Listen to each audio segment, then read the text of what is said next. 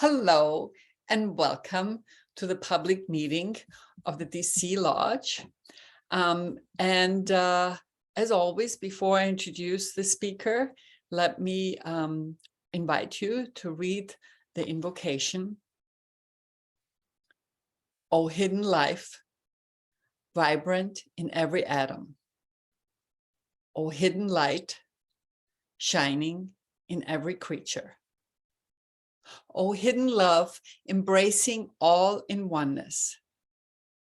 May all who feel themselves as one with thee know they are therefore one with every other. This is such a perfect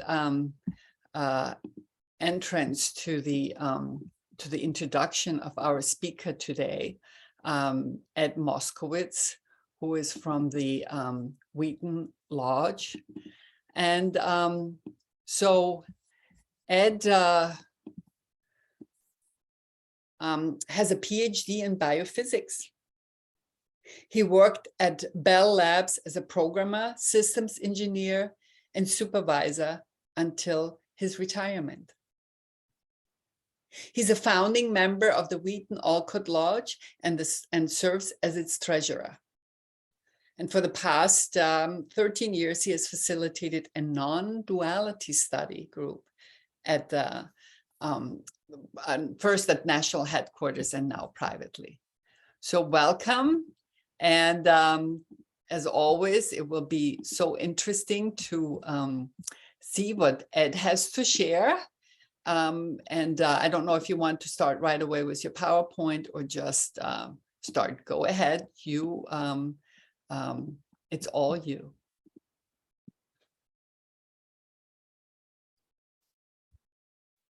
Okay, so everyone sees the PowerPoint. We see the PowerPoint. We see a little bit on the right. It says Google Drive. I don't know if you can enlarge it, but it's not. No. It doesn't matter. I mean, I'm just seeing. Yeah, maybe you can make it. Yes, perfect, Ed. Excellent. Go ahead. Okay, so the title of this talk is Explorations in Non-Dual Sensibility. And so let me read a little introduction. When people usually consider life, they start with a focus on their storylines. We have so many ideas about what life is and what it should be, as well as ideas about what we are and what we should be. We usually focus on stories of a past and a future, thinking about past accomplishments or failures, and imagining what we want to accomplish in the future. We have the belief that by thinking, we understand ourselves and existence, and that with this understanding, we're putting our life together. We're always trying to get more understanding by focusing on more thoughts in order to get more control, to make life move in the direction we want it to move. However, if we really want to explore life, it has to be a consideration of something more basic than thinking. The actual happening of this moment is not a thought. This happening that we usually call seeing, hearing, touching, tasting, smelling, or thinking is not a thought. Even if we don't give it any name or description, it still makes itself obvious. It's just this immediate feeling of being or existing. We normally think about this occurrence as two happenings, the outside of us and the inside of us, but it's not two things. If we don't focus on a thought that says it's two happenings, it simply feels like one happening. The outside of me is happening at the same time as the inside of me.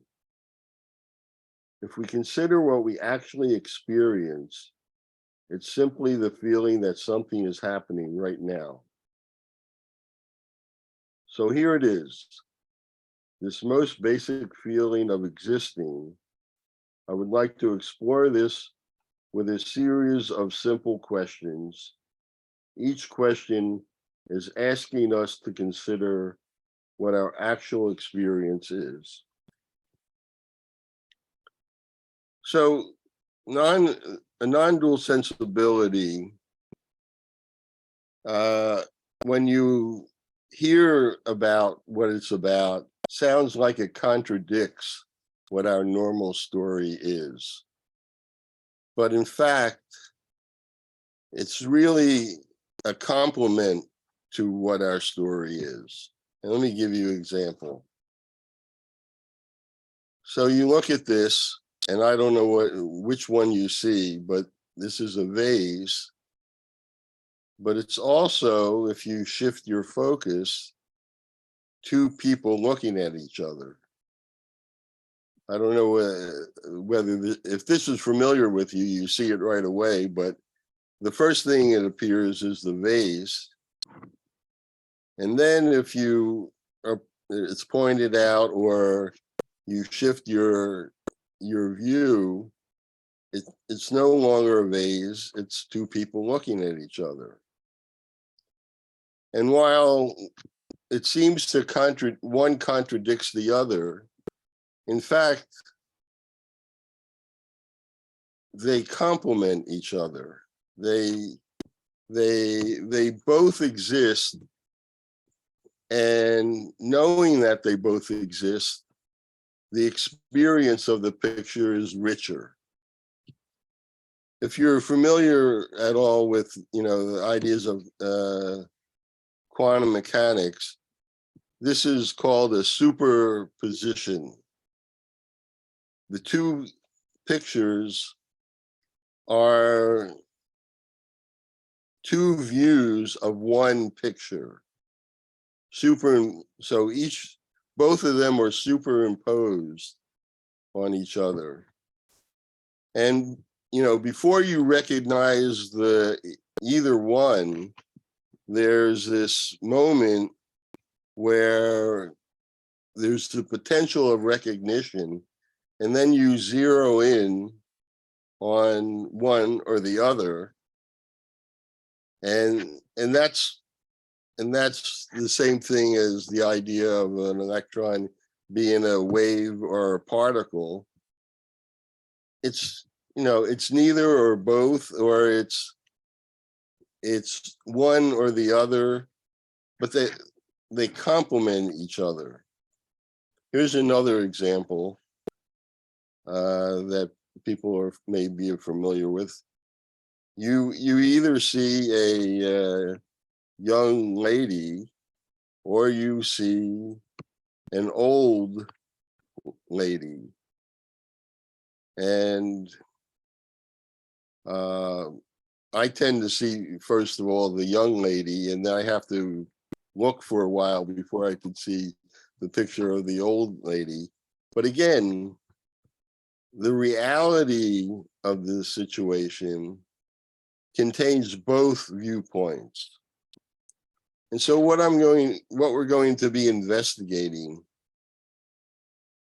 may sound like it contradicts our normal way of thinking, but if we can look at it as complementing it, you'll be more open to what it's trying to tell you. So I'm going to go through these 5 questions and discuss them. And what I'd like you to do is not only to listen to the concepts, but constantly refer back to your actual experience, the seeing, hearing, touching, tasting, smelling of the present moment. It's the present moment that holds the key to what we're really looking for. Understanding, peace, joy, it's all contained in the present moment. And one of the reasons we don't access it is because with the way we approach life as a story, we think we already understand it, or we understand it to the extent that just the next fact will complete our understanding, and we don't have to take the trouble to investigate any further than beyond our stories. Now, I know all of you, and I know all of you are on this search for truth and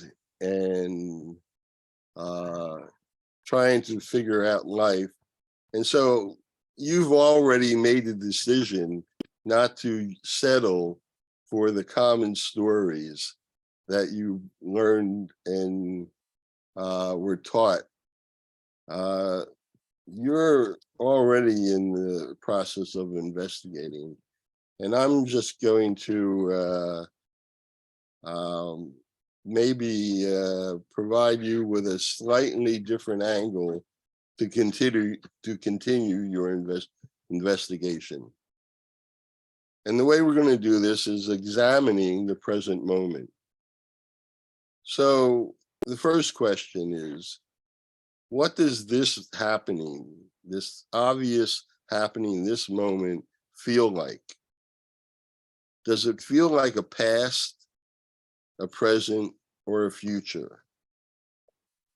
From your actual experience, what does this immediate feeling of existing feel like?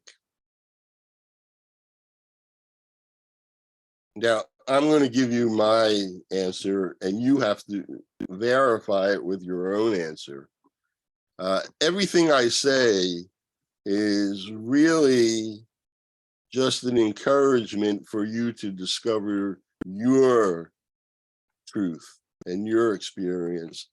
It may sound like I'm making a definite statement, but I'm really only pointing to something that you're either experiencing on your own, or you're experiencing something else and you have to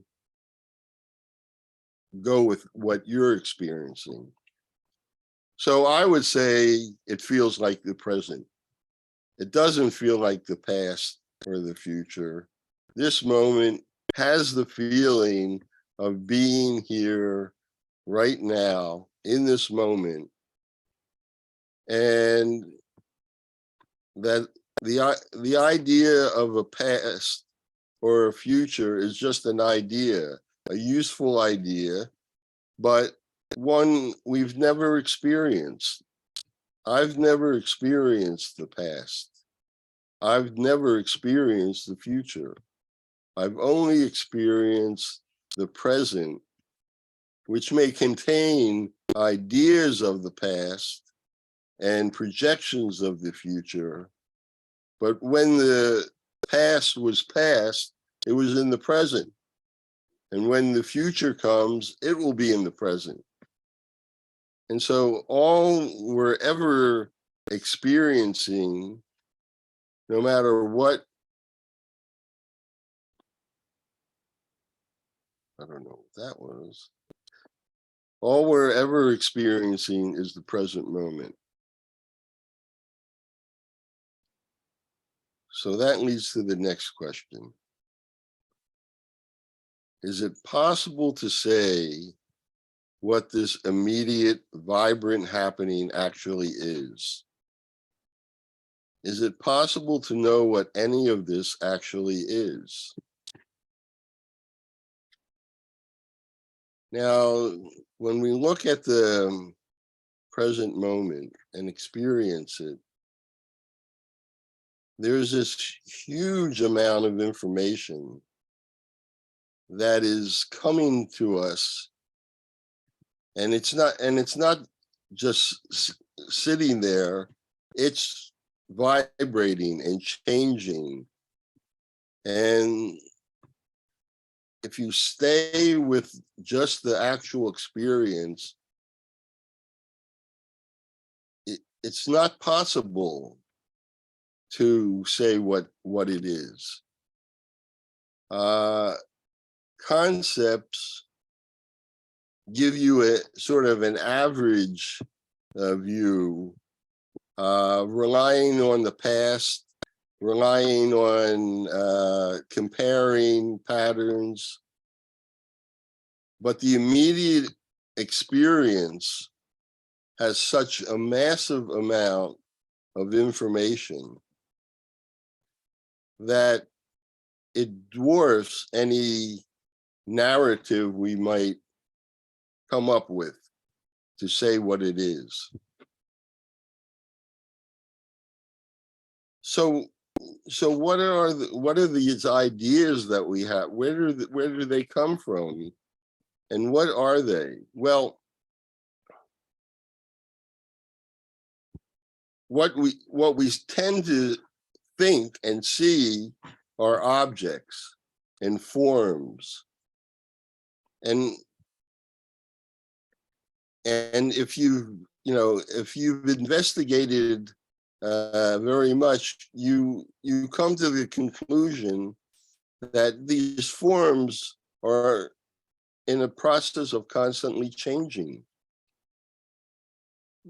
That even though we tend to see things in a static way due to the way we conceive of it, our actual experience points to that these forms are in the are a dynamic experience, constantly changing. Now, some of the forms change very quickly, and we don't even call them forms. And some of the forms are changed much more slowly. For example, this computer you're looking at right now seems like a solid form that's not changing very much.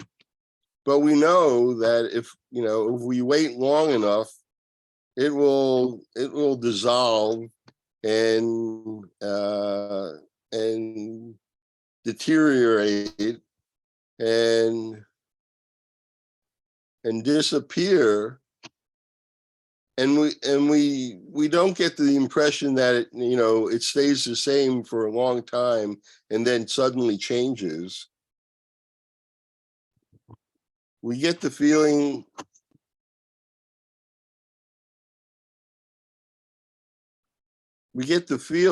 that it's gradually changing. It's changing all along. And so what is the form that we're seeing if it's constantly changing? So this is something to contemplate.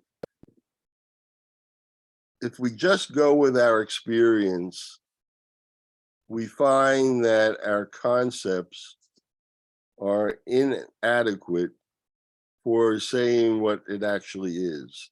Now, let's say we have a concept of a cup. We look at a cup or a computer, and we recognize, this is a cup. Even though, and then we stop experiencing the cup. We've recognized it. I know what I'm seeing. It's a cup. I don't need to look at it any longer. But if you keep looking at it, you notice that its appearance, your experience of the cup, the seeing of the cup is shifting, is constantly moving and changing. And this changing experience is also surrounded by what we call a background, but it's basically the the rest of the visual field, which is always shifting and which is also shifting and changing. So which view of the cup is a cup? And a more basic question is, what is a cup? What is the substance of a cup? Yeah, you look in the dictionary and the cup will say, it's these other words. It's a bunch of other words. That's what a cup is. But our actual, what is the actual substance that we're experiencing when we say we see a cup? And examining that, you find, I could make up some other words and stories, but in actuality, I can't really say what it is. The experience, the immediate experience of it, while vivid and actual, doesn't come with an explanation of what it is. So that leads to the next question. What is there when there isn't any distorted interpretation? What is there when there is no thinking? So we started to examine this in the cup, just the raw experience of seeing, hearing, tasting, touching, and smelling, which is the touchstone of what's actually happening, as opposed to what might happen or what might be, or all the theories that we've been taught. The touchstone of what is actually happening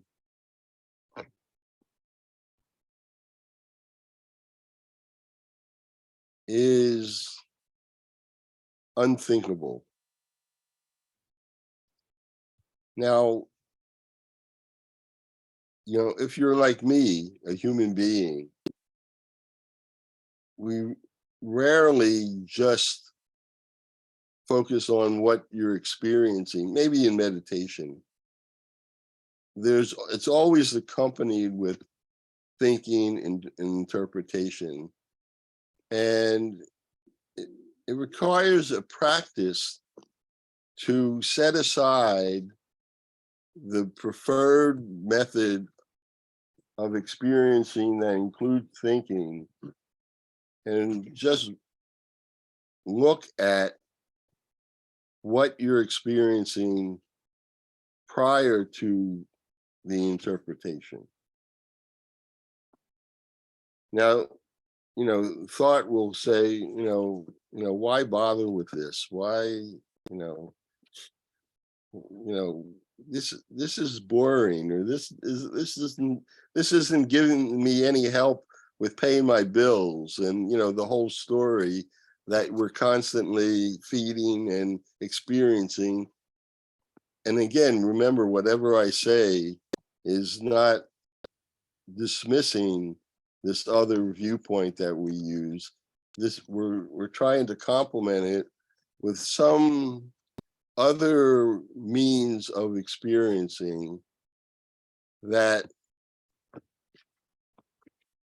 might provide us what we're actually looking for, because we know that what we're actually looking for doesn't seem to reside in the storylines that we spend so much time living in. And so maybe this avenue might provide what we're looking for. And so we have to practice this particular effort to to see what our actual experience is beyond thinking.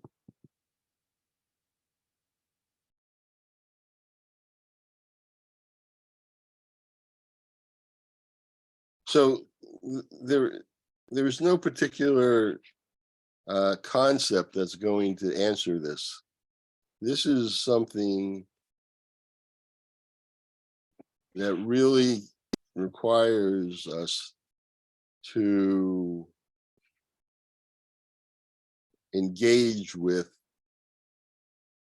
on our own. No one can tell you what the answer to this question is.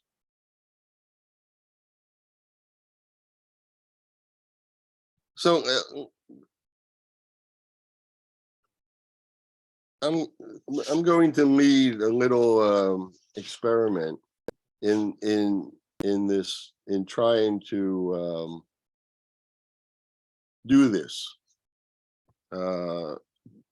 trying to find what there is when there is no thinking. So just sit down, relax.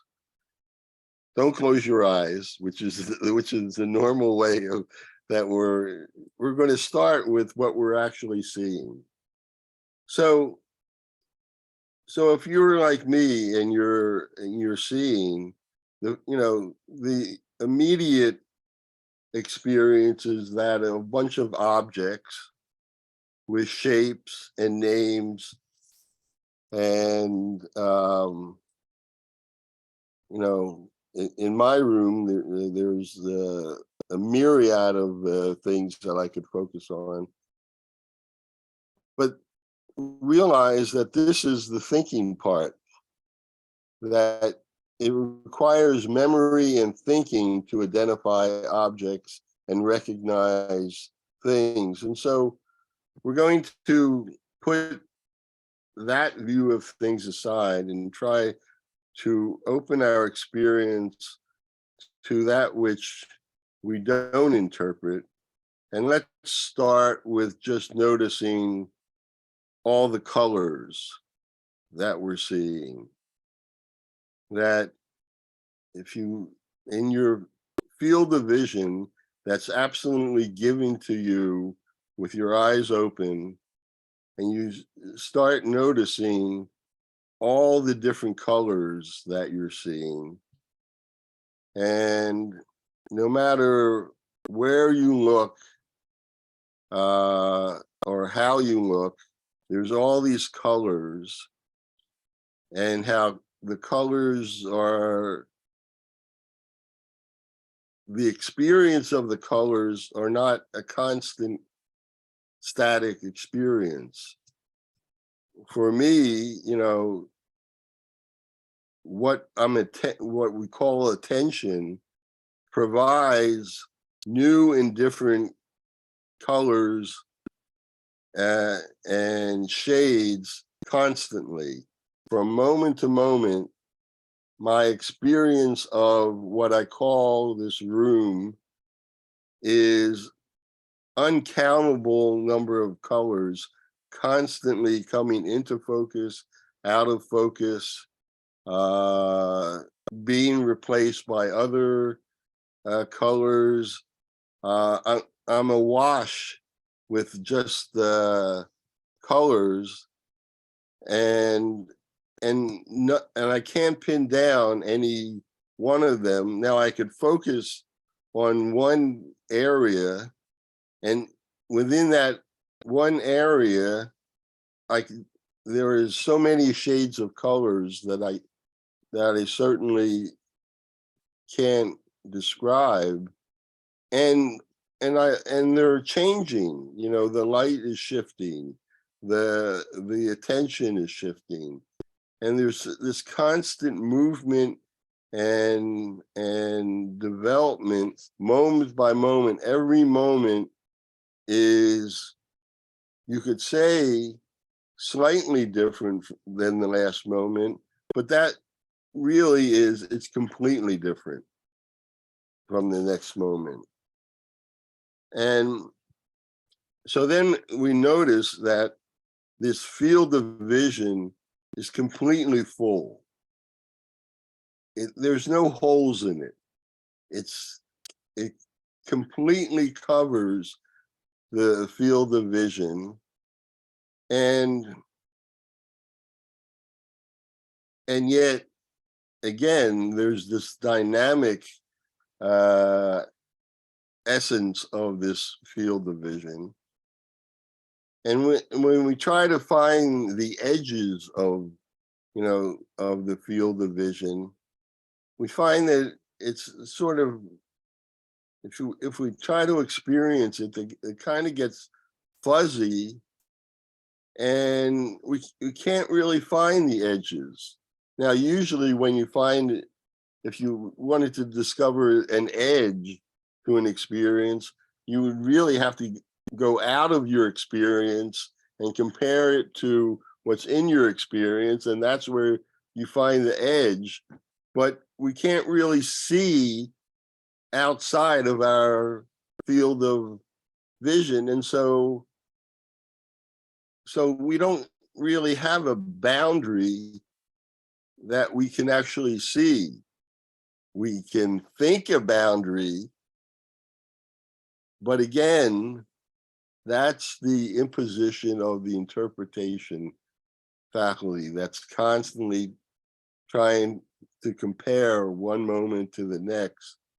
But if you stay with your actual experience, you can't describe an edge or a boundary. It's truly unbounded. So that's the field of vision, this dynamic, indescribable, vibrating fullness that we're given. Now close your eyes, and you still have a field of vision, and it's still full. And for me, it's mostly black. I see some red, maybe some pinpoints of light, different shades of gray. It's still full, and it's still active and changing. If you keep going with the experience of what you're seeing with your eye closed, you notice this variation and changing nature and fullness and unboundedness of the field of vision. Now open up your eyes, and immediately you're surrounded with this this colorful field of vision. So now we're going to shift. At the same time you've been seeing this myriad field of vision, you've also been hearing. You've been hearing my voice. You've been hearing whatever's in the room, whatever is outside, whatever the sounds your body is making, whatever is in your ear. Again, there's this whole field of hearing that is also constantly changing, of infinite gradations of sounds and color,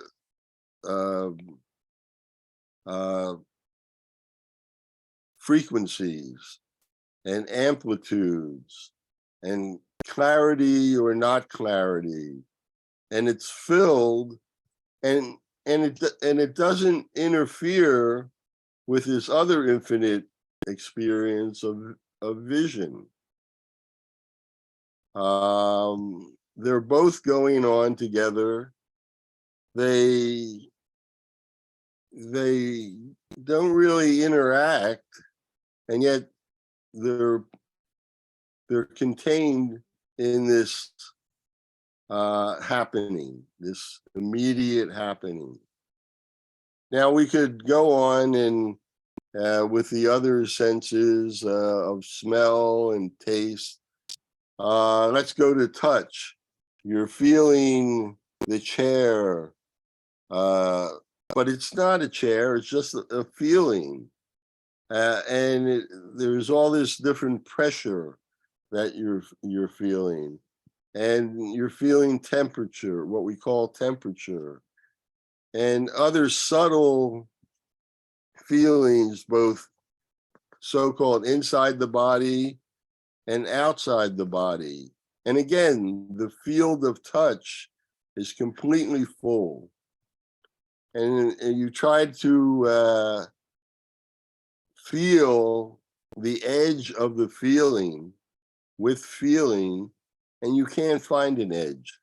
You can't find where there's a lack of feeling.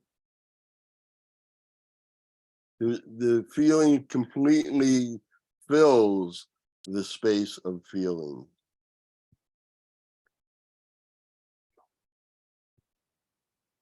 And then of course there's more subtle avenues, maybe what we've identified, vibes and more subtle aspect of the experience that's also going on independently of the other senses and fields that we've examined. And then, of course, there's the field of thought, and it's going on. And just experiencing the field of thought as opposed to listening to the thought, it is also filled with this energy that we recognize as thought. But we can't really say what it is. Again, it's too detailed and too changeable to capture in any way whatsoever.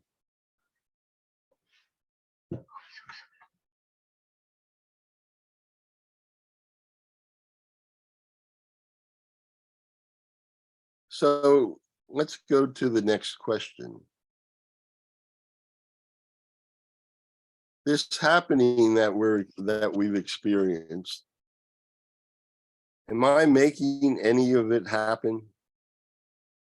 In this immediate happening that we've examined right now, am I making anything happen?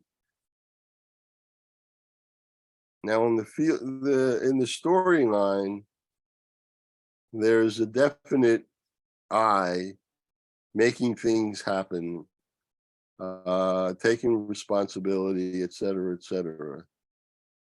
And again, I'm asking, what is your immediate experience of right now? What are you doing to make this happening, this appearance, this presence happen? And my answer, and you have to come to your own conclusion, is I'm not doing anything to make it happen. It's just happening. Now, part of the happening is this sense that, I'm here, but that's only a part of what's happening. And it's not a separate part. It's totally involved and almost identical to what is happening. So there isn't this separation between the I and what is happening. It's just one big happening that includes what we call I and other, me and the world, all the dualities. In this very moment, the infinite expanse of what we call our experience is of a single nature with vivid, specific details that are at the same time inseparable from each other.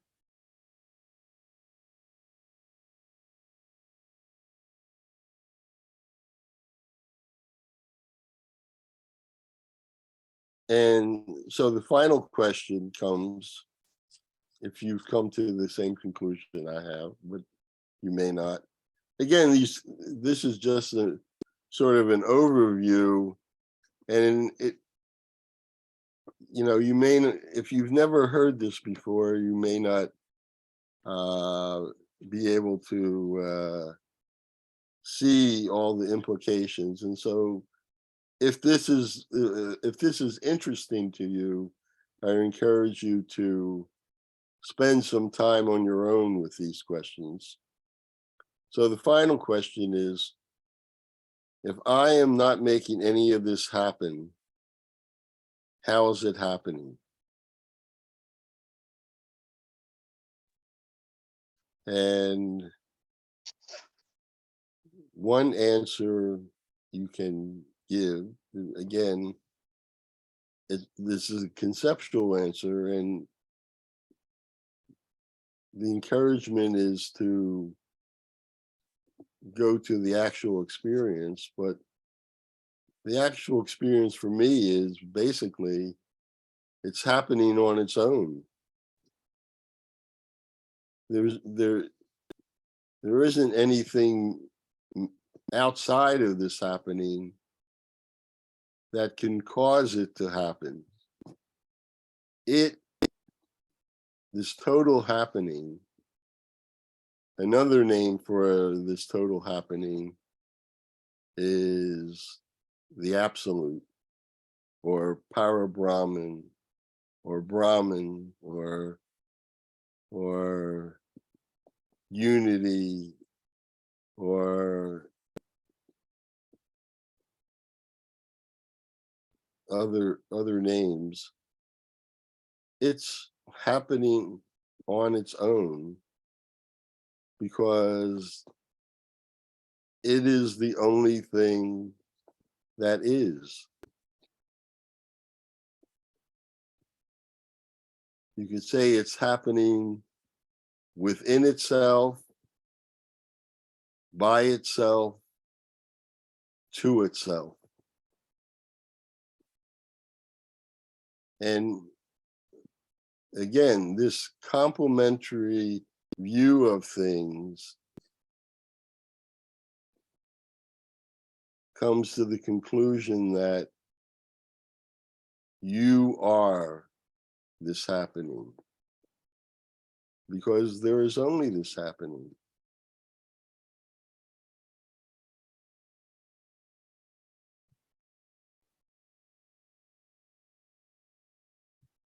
So that's the 5 questions, and that's the exploration.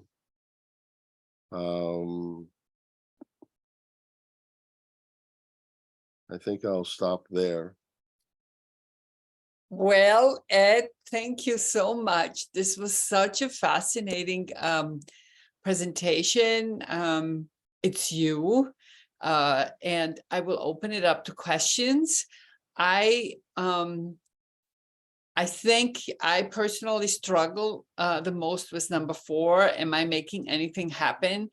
I understand where you're coming from, but I feel like the first points are very important because you're trying to get us to see something, embrace it without any judgment.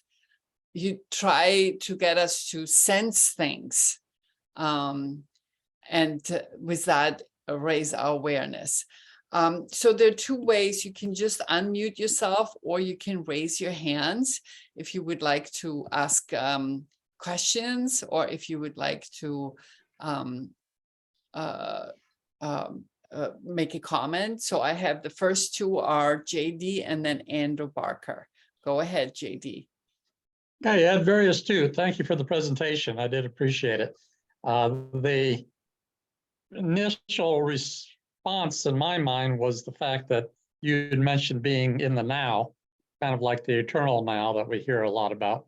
But if you took a look at the physics say that we're in the eternal past, from the standpoint of everything that occurs takes time to get processed through our senses into our thalamus gland and then put into our thinking process, and interpretation goes on there. So that time means what we're experiencing has already occurred. So that infers that it's in the past, not in the present. And everything then that becomes part of our world is a past experience. The other thing that came to mind was the, what should I say, the concept of touch that you had mentioned, or what we are experiencing through our senses.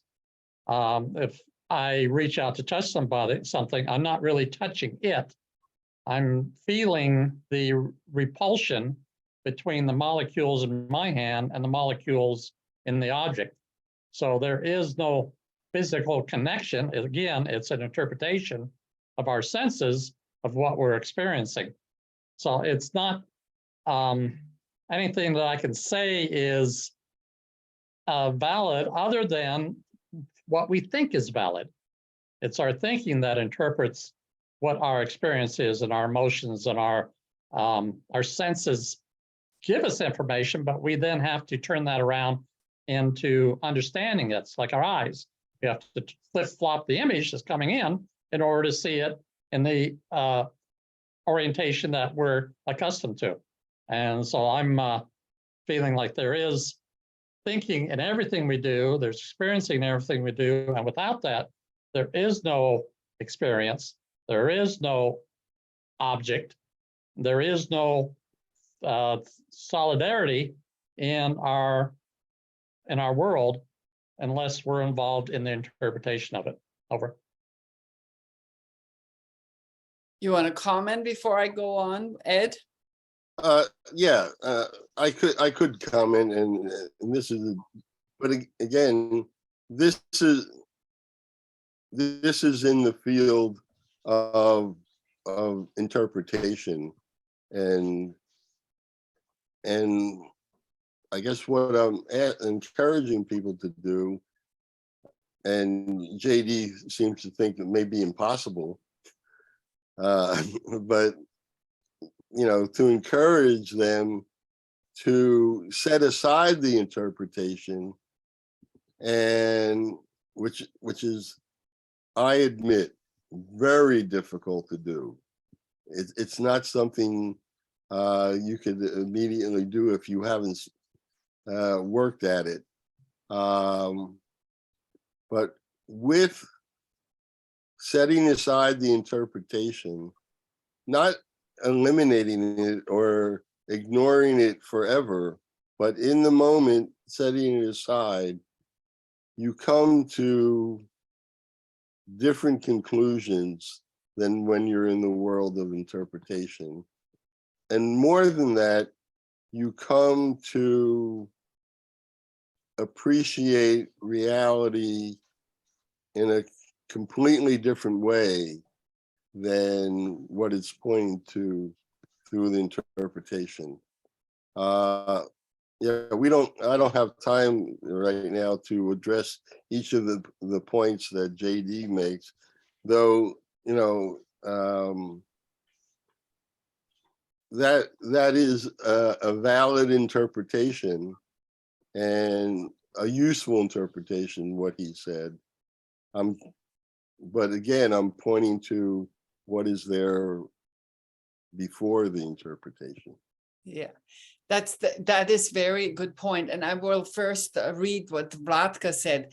Thank you, Ed. You have such a unique way of looking at things. And I really appreciate you pushing us to explore everything from a different angle. And I completely agree. It makes us think. So I will read Arnie's later. I have Andrew and Gwen, and afterwards Desiree and Carolee. Go ahead, Andrew.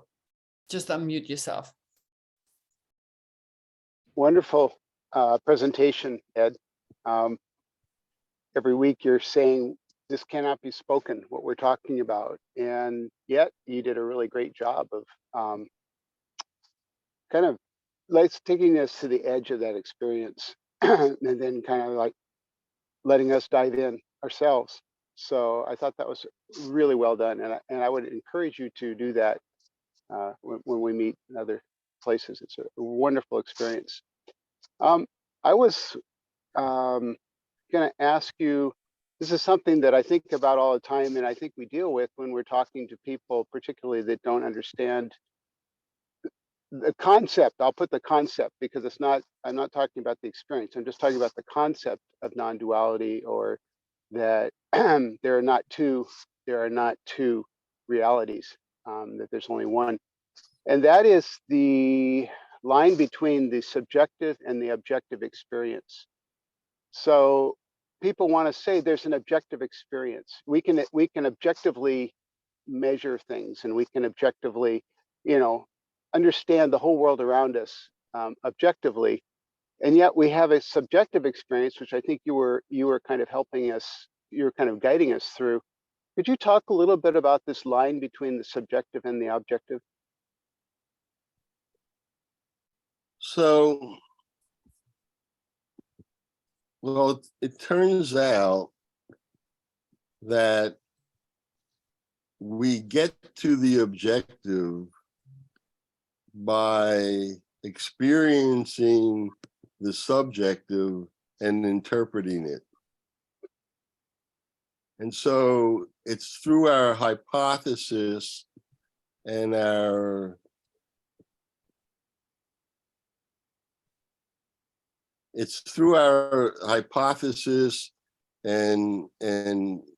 conversation that we create what is known as an objective experience.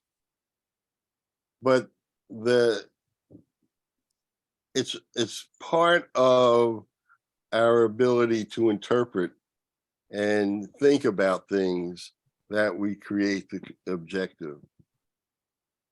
And so it's almost like the objective is like a subset of the subjective, because there's a lot more going on in the subjective than we identify as the objective. The objective seems to be a subset of this total experience. And like, again, my view is the objective is a subset of the subjective. It's the interpreted part of the subjective. I hope that answers your question. So I have Gwen, and then I'm going to read Arnie, and then Desiree and Carolee. Thank you so much. Go ahead, Gwen. Well, as usual, you're phenomenal, my dear. I want to follow through with what Andrew just brought up. To me, the minute we start interpreting and languaging, it becomes subjective, right? But my question is, where does electromagnetic and animal magnetism come in? Just without interpretation, it comes through the senses, comes through our feeling. So where does that fit in the objective or subjective? Because to me, interpretation, the minute you start interpreting in language, that, you know, I'm subjectively trying to ask you a question that I objectively don't even know how to formulate. Yeah. So yeah, you're in the area of the interpretation, and anything goes there. So I mean, we could, again, you know, we're both very skilled at the interpretive means of talking, and so we could discuss, you know, which interpretation makes the most sense and which has the most leverage. But the reality that we're interpreting ultimately can't be interpreted. The interpretations are always simplifications, partial, and need to be measured by how useful they are. But to, again, to complement that side of things, we become aware of this, you could almost say, the wow factor, the mystery factor that informs all our interpretations. Well, I wanted to ask you, Ed, in the Gurdjieff work, he focuses on objective observation as impartial observation. That's really the sum and substance of the work, actually, to learn to be impartial in your observation of yourself. So when it's like taking snapshots, but not really interpreting and thinking, because for those of us that have been in the Gurdjieff work for a long time, a lot of intellects try to get into the Gurdjieff work when in fact it's a very simple work, you see, to become impartial. Yeah, I think he's pointing to the same thing I am, that we have to continue to notice what is outside the interpretation, and it will tell us what it needs to tell us. Excellent. I like that. It's true. We have to become, I read something about Gurdjieff the other day that helped me, becoming aware that we are aware. But again, sensing without judging, becoming the observer. Anyhow, there is Arnie's. Thank you, Ed, for the profound talk. Is it time, thought, or the mind that distorts the experience of beingness? It doesn't really distort it. It just gives a different flavor of it. And time, you know, those three things that you mentioned are really elements of the same thing. They're all, well, you can't have time without memory. You can't have memory without time. All those three things allow us to be in the field of interpretation. And it's again, it's not something that needs to be dismissed. It just needs to be transcended while using it. Again, complement. You have to complement it with this bigger picture. Excellent. You got a heart from Gwen. Okay, next one is Desiree, then Carolee, and then I'll read Rosie's chat note. Go ahead, Desiree. Hi, everybody. I just want to say I'm glad I was able to make the public meeting today. And thanks, Suzanne. Anyway, so thank you, Ed. Always fascinating to hear you speak. I kind of have two things. And I always love how it seems like our brains are working in unison when I hear the comments. So this really kind of follows on what many people have just said, in particular Gwen. And I was discussing, or maybe it was with a group here, talking about how the brain is the filter for the mind, right? So here in our bodies, our brain filters and makes meaning of what the mind sends us or what's around us, right? As you're saying. And then Gwen brought up electromagnetism, and what I was thinking even before she said that was the whole concept of, say, manifesting or creation, or that our what we believe has such a power that if I look at this vase over here, I believe it's a vase because of my experiences, because of my interaction with the world, in all my years. But someone else might believe it to be a cat because of their experiences, or it's what we believe, and then that tying that into faith, and the whole idea, getting back to manifesting, creation, personal power. I think of that quote from the Bible: if you believe, you can move a mountain, or whatever that particular thing was. And the idea that it's all just energy, and that what we believe can supersede what we consider to be real, can overcome so much, both in, just normal living and metaphysically. So that was my comment and thoughts on that, is our belief holds so much power as we filter through our brain. And but also when somebody else brought up, past, present, and future. Once again, we believe there's a past, present, and a future because of our existence in this particular 3D experience. But when we're not in physical reality, is there really a past, present, and future? Is it just all like one big, like we say, one? It's all one, and it's, as you say, think it's impossible to understand or try to explain. So the only thing that makes something the past is our experience of, like, say, the vase being a vase or the vase being a cat. It's only our human brain experience that creates a past, present, and future. And beyond that, it's just strange. Okay, we can't explain it. So those were just my thoughts, and thank you, Ed. Thanks a lot. Okay, good. Then I will read Rosie's, and then it's Carolee. Rosie said, thank you so much, Ed. It seems like we used to be really good at this just being state without all the thinking, conceptualizing, storytelling when we were very little kids. Very good. Yeah, that's an interesting point.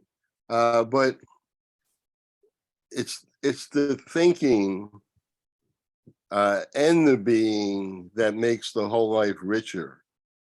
In other words, just being without thinking is not the same as thinking and being. And so in the development, becoming human and thinking adds a dimension that when we then incorporate our being aspect, is immensely expands what we experience. Very good point. That's very well said.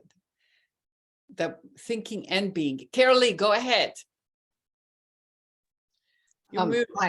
I found myself in a different state. You have an ability to, because of your calmness and the way you speak, to put me in a space that I felt as if I were the witness consciousness, not as if I were thinking at all. That was set aside. How that happened, I don't know, and it doesn't matter. It was lovely. Thank you. Thank you. That's wonderful. Okay, I have Adrian and Deborah, and then I will read the chat. Go ahead, Adrian. Ed, I just want to add my voice to the others, saying that I appreciated your talk with us. You muted yourself. I had taken a lot of notes, just notes that you were making me think. And it wasn't until you got to the very end that you summed it all up. And I said, oh, well, this is a great ending, that it happens on its own. It happens by itself. It happens to itself. It happens for itself. And I said, okay, I don't have to raise up any of my other questions. And in saying that, it made me realize if it's happening and doing all of this, it desires, it aims for whatever this is, this personalization, this intercourse, this interchange, this categorization, this differentiation, my reaching out to you as I reach out to myself. So to keep things simple in there, but I have a lot of little notes that you made me write, some of them poetic, and I said, oh, I like that. Again, thank you. Thank you. Okay, Gwyn said your voice is mesmerizing, and I'm often in a hypnotic trance listening to you in all time. And Brigitte Dempsey said that recent brain study summarized by Jan McLinnick in the master and his emissary distinguish between different experiences happening in the brain hemisphere. One, the right brain has that fluid initial intuitive understanding, but that is then handed over to the left brain, which categorizes and controls, deciding in fact. So it's not deciding, sorry, deadens in fact. The key is that the controlling hemisphere works at inhibiting the intuitive cognition hemisphere that sees the world as a whole. It's that inhibition we are all at struggling against. If I can chime in here, I'm Yes. sorry I couldn't find the symbol for the hand raise, so I wrote this lengthy chat. But I spent years thinking that higher consciousness, or greater consciousness, was something outside of me. And it's with these brain studies, I am realizing that that is actually even physiologically built into me. It's just that I've been inhibiting it. So the key is, and Zen does that to some extent, drive the brain to a point where that controlling side, Ian McGilchrist, actually here's the book, he says it's the grasping side. It's that which allows us to deal with everyday life, because if we didn't have that, we would not be capable of doing these repetitious tasks that we need to. And that then inhibits that greater understanding that does reside in us. It is there, it's just inhibited. Very good. Excellent. Thank you for sharing. That was excellent. We have Deb.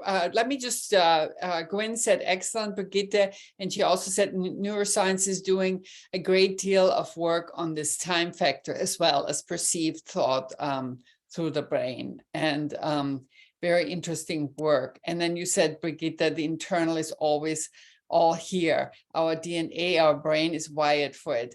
We just can't keep from inhibiting it. And also, JD said also neurotheology, see last Thursday's free webinar. Interesting.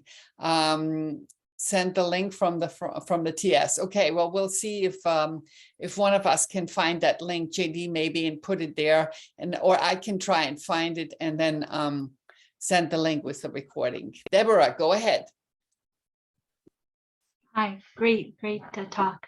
So a few other people have kind of alluded to this to my comment that I'm going to add to, as well as was in the previous lecture we just listened to, and that is that many, at least it seems to me, that many of the spiritual traditions and the mystics, at their core, are talking about non-duality. And so, you know, when we talked earlier about certain teachings being hidden from us, it seems to me that this is there in everything. And so I'd like your comments on that, if you think there's some validity to that. And then secondly, of 3 authors that you think that would help in the study of this, could you either give them to Suzanne to put in later or tell us now? Great talk, thank you. Yeah, I think you're correct that all the basic non-duality is in what the mystics have said, what the great philosophers have said, you know, what Blavatsky has said. And they're all presenting it in the best way that they could to the audience that they had. And our challenge is to present it the best we can to the audience we have. And as far as authors, yeah, I'll send a little note to Suzanne to put in the notes. Okay, that's perfect. And there were two YouTube video links in the chat. Let me just go there again. I just stopped that. Sorry, I just clicked the link and then I have it. And I will wait for Ed's authors, and I'll send the recordings later tonight or tomorrow morning. If there's nobody else, I'm just watching. You can always unmute yourself if you don't know how to raise the hand. Okay, okay, go ahead, Adi. If you're new, welcome to the DC Lodge meetings. Go ahead, Adi, you raise your hand. You have to unmute yourself. Maybe it wasn't Adi. Adrian, go ahead. I have one last question, and it's really not for myself. I'm asking this question for another member of our group. And let me go back to one of the notes that I wrote down while you were speaking, Ed.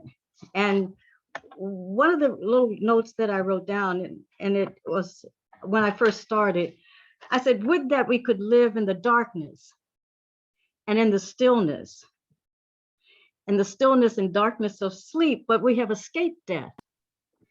And we have escaped non-being. And inside of us, there's this breath that wills us towards action, towards choices.